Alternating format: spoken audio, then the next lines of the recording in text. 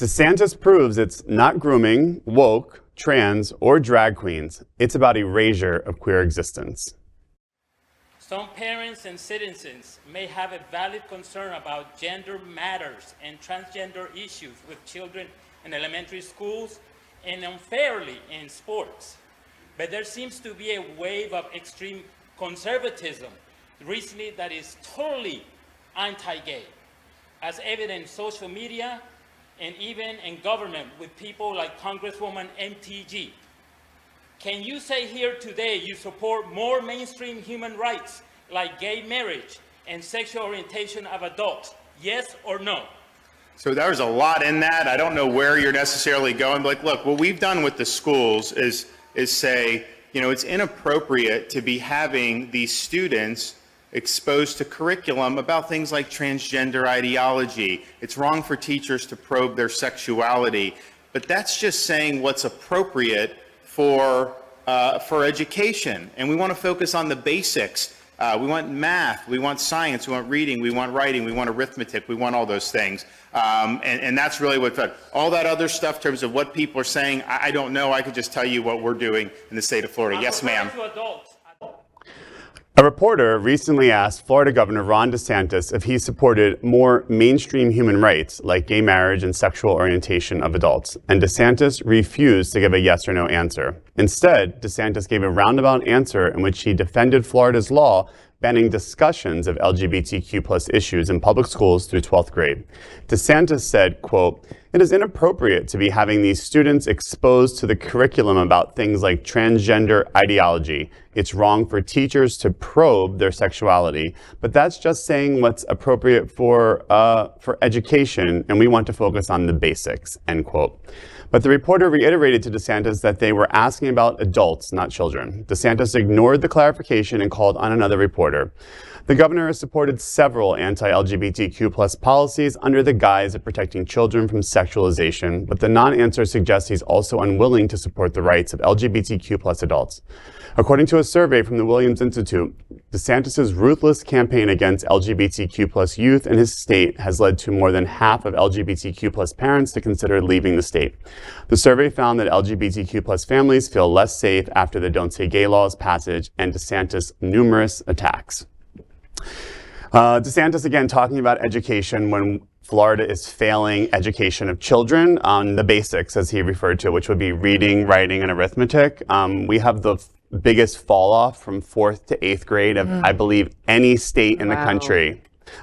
There's a story in the Tampa Bay Times that ranks all of the states, and Florida is the worst. So we have the worst loss of education. Although when this study came out in 2022, DeSantis touted his success of education by keeping schools open because our ranking in 4th grade was I guess on the higher end, but we have the biggest fall off from 4th to 8th grade. So parents, voters, LGBTQ+ people, DeSantis doesn't care about education. He cares about erasing LGBTQ Jeff, people. Before we jump into that and other conversations, I'm curious from your seat.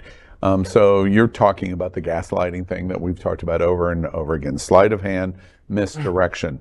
I'm talking about protect our kids, but we're harming our kids. Why is the narrative why is he getting away with it? The point of we're falling off the worst in the nation, 4th through 8th grade. So why is he looked at as such a champion for children then?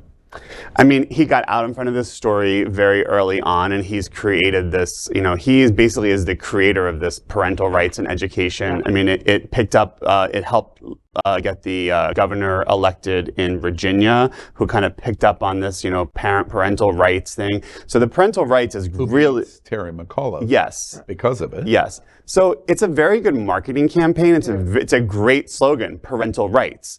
Except if your parents want you to learn about things that the governor doesn't agree with, then your parental rights don't matter whatsoever. Or if your parents are gay and you want to talk about your family in school, the governor doesn't care about that. So it's great marketing. I hope that our party can come up with better marketing, and the marketing needs to be Florida is a failure for education. Do not educate. There should be a warning. Do not educate your children in public schools here because we're failing. And home insurance. And climate issues. And gun safety. And gun safety. And women's rights. And just name. But just to Jeff's point, like that is, I'm really grateful that you said like the part of the thing has to be like to not educate people in Florida in public schools.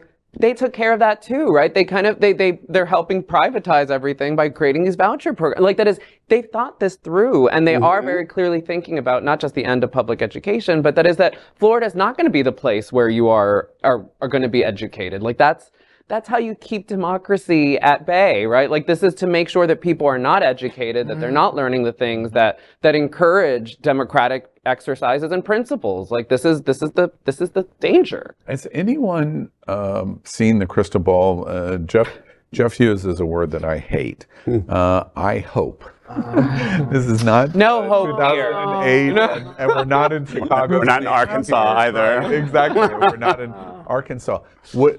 Does anybody see a path to be able to overcome someone that saw this faster than everyone else, got out in front of it, and has just marketed it in almost a genius way? I've used a rare combination of phrases, DeSantis and genius. Forgive me, but he's accomplished it. Yeah. How do we change it? How do we fight it? I think what you said is it's about allyship. It's about, DeSantis is not attacking LGBTQ. He's attacking women. He's attacking education. And we have to align all of our different issues, and we have to focus on how can we bring those people all together around a common purpose.